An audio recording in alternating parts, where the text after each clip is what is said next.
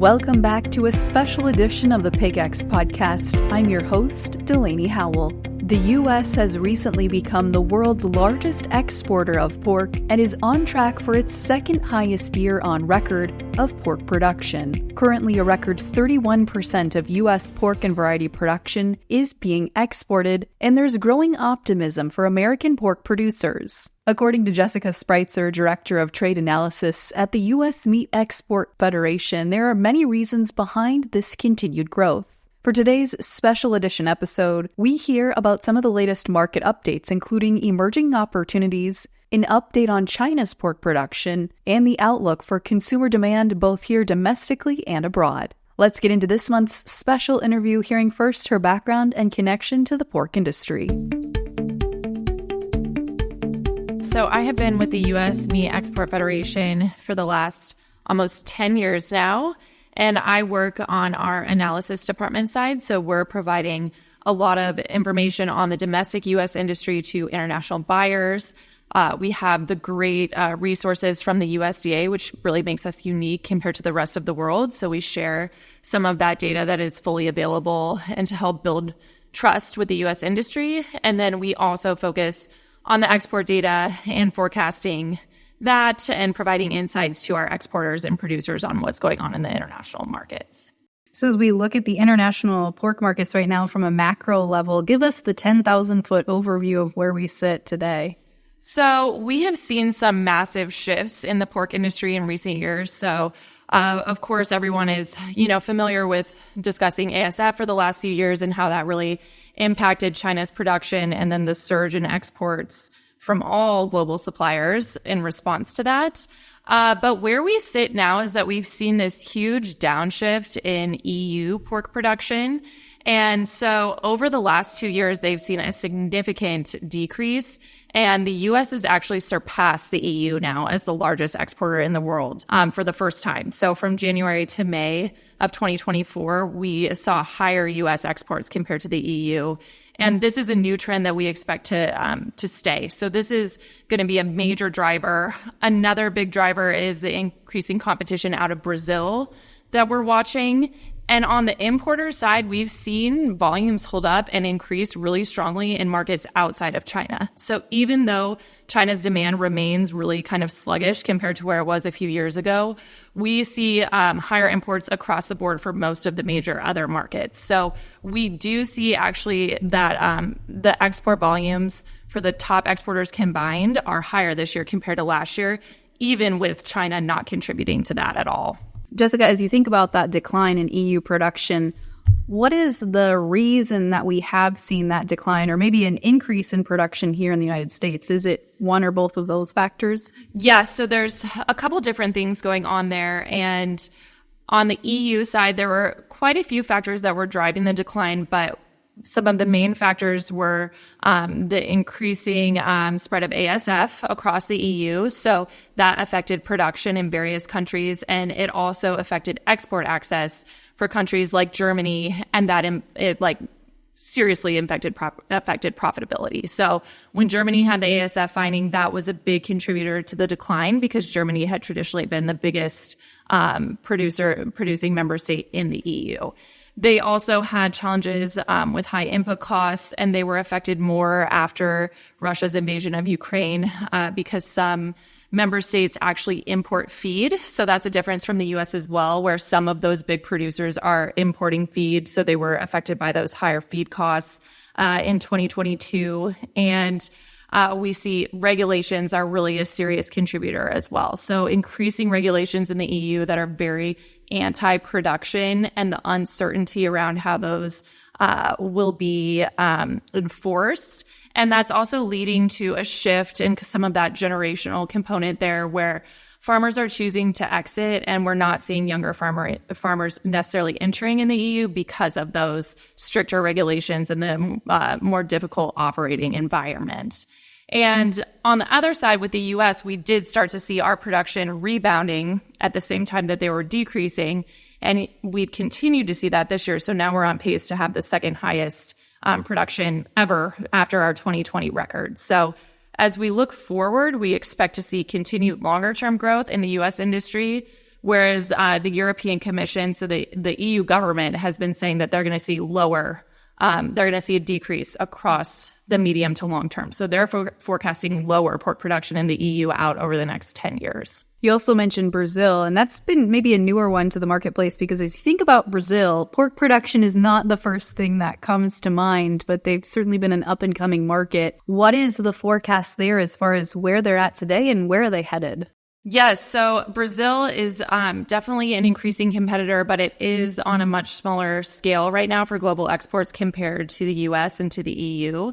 And over the last 10 years, Brazil has increased its pork production by about a third. And from that time, it was exporting about 17% of pork production 10 years ago, and now that share is over 30%. So they have been seeing significant growth in pork production and exports, and they have been limited in their market access compared to what the US or the EU has per se because of their FMD status. So that limits some of the areas for where pork can be exported from in the country to certain major importing markets like Asian markets like Japan and Korea. But despite that, they've been really ramping up their exports. And they also have new market access. So they've recently gained access in Latin America, in Mexico, Peru, and Dominican Republic. So those are all countries where the U.S. has FTAs, and especially in the case of Mexico and the Dominican Republic, where the U.S. really dominates market share for pork to those markets. But we've seen Brazil starting to increase supplies to those markets with more of an uptick in Peru, especially, and also to the Dominican Republic, where they've been gaining some market share. And then, of course, the other big production player is China, as you mentioned. ASF certainly impacted their herd, but I feel like we need some fresh insight as to where they are today in that rebuilding process. You know, we can't always trust the data that China puts out there, but from your best understanding of their market, where are they at in that production ramp-up process, and where will they maybe kind of level out compared to where they were prior to ASF? Yeah, great question. So on China, we saw this full rebuild in their pork production last year. So pork production started being impacted by ASF back in 2019, and we saw that big drop in 2020 and 2021. And so they ramped up fairly quickly, and in 2023, production was essentially at record levels. So it was back to the previous high that they had in 2013 and 2014. So again, yes, that is based on China's production data, but also the trends in their hog price would show, kind of echo that sentiment. So with the low hog prices last year reflecting that they had very large supplies of pork available on the ground. And this year, because they had low hog prices last year, we did see some cuts to their herd and some cuts to the breeding inventory. And so that was reflected with lower pork production in the first half of this year for China. So pork production was down 1.7% in the first half of the year. And hog prices for their futures prices are looking like they're going to gain a little bit more momentum in the second half of this year. But hog prices are still fairly low, so they've improved a bit from last year, but still very muted. And at that level, we've seen this rebound in pork production. So even with that 2% decrease in the first half of this year, they still have very ample supplies for what the domestic market needs. And the domestic market remains weak because of their economic challenges. And so the consumer confidence is really terrible right now, and that's been impacting as well. So as we look ahead to 2025, our latest indication from our office there was that hog supplies will likely be tighter than last year through the end of this year, but then we could see a bit of an uptick again in 2025. So we're not expecting any major decreases at this point, especially as we balance that lower demand from the consumer side as well.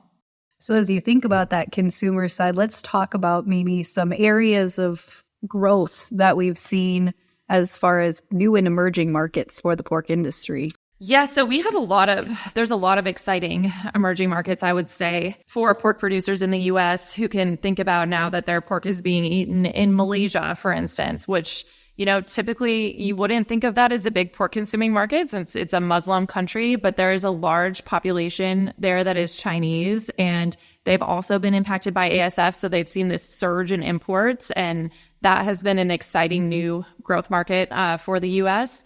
But as we look, kind of regionally, the ASEAN, so in Southeast Asia, of which Malaysia is a part, is one of the future focus regions that we see a lot of potential where pork is really important to diets in many of those countries, or in the Muslim countries like Malaysia and Indonesia, where we see more Chinese populations or growth in tourism, also driving increased demand for imports. And also in that region, we're expecting to see pretty significant income growth for middle-class households, which is a barometer that we look at to see where we expect our red meat exports to grow. So strong growth in Southeast Asia. Latin America continues to have a lot of new opportunity markets for us. Central America has been a mainstay region for the U.S., and that is continuing to grow and set record levels. And consumption in those markets is pretty low right now, so there's room for consumption to increase even further from where it is now. And the U.S. is the main supplier of pork, so we account for a large share of consumption in those markets.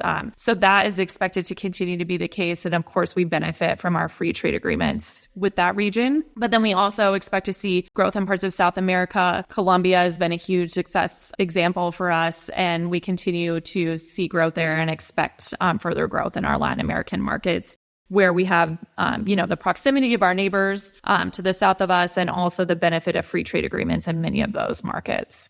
What about when we turn our attention to look at domestic consumption and demand? Yeah, so on the domestic side, we have seen an improvement in demand compared to early 2023. And I will say this is going back a little bit here, but in 2022, one of the reasons that the U.S. was less competitive on exports was because we were the only major exporter where domestic demand held up very strong. So we were coming off that historically very strong level in 2022. But, as we look at domestic demand, we continue to see that kind of balance of where exports help kind of maximize the usage of the carcass. So we, based on our USMEF estimates, we estimate that we are exporting about close to half of the ham and picnic primals that are produced in the U.S., where we're exporting a lower share of ribs, bellies, and loins that are primarily eaten in the domestic market. But I will say, as we've seen some shifts in the domestic consumption patterns here, we are seeing an increase in loin exports especially. So we've seen noticeably larger loin exports across many markets in recent years. So that kind of gives an example of how exports will help to continue to support future industry growth, is because we are going to need to move those pounds off of the domestic market, where we've seen domestic demand, which really isn't demand, but if we're looking at domestic availability of pork, it's been largely flat in all recent years. How does pork demand and consumption, both in the domestic and international market, stack up against some of the other protein options that are out there in the space? Oh, good question. So pork, it kind of depends. It, of course, depends on the market. So, for instance, in Mexico, our main market, poultry continues to be the most commonly consumed protein because of the price point. But pork has seen massive growth in exports from the U.S. to Mexico in recent years. And so they are increasing. Overall, they are increasing their consumption of pork as pork fits the flavor and versatility of many of the popular food products there, but also at an affordable price point, which is essential for that market right now. But there are some markets in Asia, especially, where pork would be the most consumed protein, and where traditionally domestic production has been, by far mostly self-sufficient for many of those countries. So some of the really big pork producers and consumers would be like Vietnam, Taiwan, Korea. So we see the importance of pork really clearly in the food culture there. And then there are some where consumption is smaller, but a growing piece.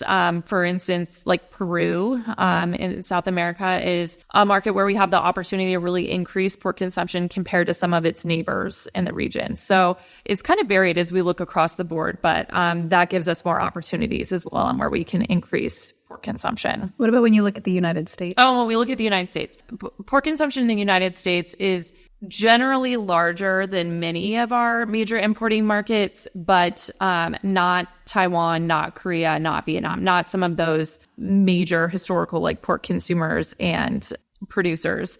But, beef and pork consumption are pretty similar in the U.S. And in many of our markets, we'll see lower beef consumption, except in some of the South American or Central American markets where they're producing their own beef. But I will say we do see beef consumption declining in many markets where they are mostly self-sufficient, just as they've had challenges with production. And drought does play a big part of that. And that is one of the reasons that we've seen increased demand in Mexico also, because with drought limiting any expansion possible for beef supplies, there's even more of a need to fill that protein gap. As you think then about how export demand and domestic consumption play into that price action and price supporting focus for the market, what's USMEF's outlook here for the remainder of 24 heading into 2025? So as we look at how exports play into that, we are exporting a record share of our production right now. So we, when you include pork variety meats, we're exporting nearly 31% of pork and variety meat production. And if we look at that on a value basis, so the value per head, we see exports contributing 34% just on a value basis. So we expect to see that share to continue to grow. We're at an all-time high right now on the volume that's being exported out of total production. And as we look at further opportunities and how we can support the number of hogs that we have on the ground today, as I mentioned, we are exporting nearly half of our picnic and ham production. So you can just think about, if we didn't have exports, how many less hogs do we now need in the U.S.? So it is significant, and it's going to continue to enable growth for the industry as we look around and develop more of these opportunities. And really one of the previous big talking points was population growth around the world. And that situation has changed a little bit as well. So really, when you look around the world, we don't have that population growth basically in all regions like we would talk about before. So even in Latin America, growth has slowed. Only some of the countries in Southeast Asia will still have faster population growth rates. So we're going to have to increase it more on a consumption basis, not just on adding mouths. We're now going to have to tie into the versatility of pork and the price point of pork and how you can make this a convenient and affordable item across food cultures. Is there anything else we missed related to pork exports, Jessica? I should add into my little plug that I sort of missed here is that on a per head basis, so export value divided by every hog, all commercial hogs in the U.S., so not just that share of exports, so all hogs in the U.S., equates to about $64 per head right now. So just again, to bring home that value message. And when we look at that, over $10 of that is from variety meats. So again, the importance that exports can add by exporting your feet, your stomachs, ears to markets where that is more in demand and more utilized. And also, when we look at it broken down by markets, Mexico alone is nearly $20 per head to every U.S. hog. So just a reminder of how important our trading relationships are and how important exports are to the industry, and the importance of keeping animal disease out of the U.S. and how that has been, one of our advantages compared to other producers and exporters. So we really appreciate the producer vigilance there, and we need that to continue. Jessica, I know that USMEF puts out a lot of great reports and resources. If any of our listeners want to check some of those out, what can they look for and where should they head? Oh, yes. So on our website, usmef.org, we do have resources posted. And so there's a couple different tabs at the top, but there's one on export statistics. And there you can always see the latest U.S. export statistics for pork. So we have an archive there for historical data, but you can also see always the latest trends. And we also have under that tab, we have the percent of primals that are exported in some files there, if that's of interest. And we do have some resources for the grain and soy side as well. So we have exports of pork and beef through corn and through soybeans on some various studies that we've conducted. So you can also see how pork exports add value to the corn and soy industries by specific states, if that is of interest. Well, that's it for this month's edition of the PigX podcast. A lot of optimism from Jessica there on how the U.S. pork industry continues to shape up and how vital imports are for our swine production systems. We appreciate Jessica's insights and her team's effort in helping develop these opportunities for America's pork producers. And thank you all for tuning in to this month's episode. Be sure to come back next month for another timely episode on all things swine. Until then, I'm Delaney Howell, and this has been the PigX Podcast. PigX is a national podcast hosted by the Pig Livability Project partners at Iowa State University, Kansas State University, and Purdue, and supported by the Iowa Pork Industry Center. For more information on the project, head to www.piglivability.org, or to inquire directly with questions regarding the project, email ipic.iastate.edu. PigX, ideas in the swine industry worth sharing.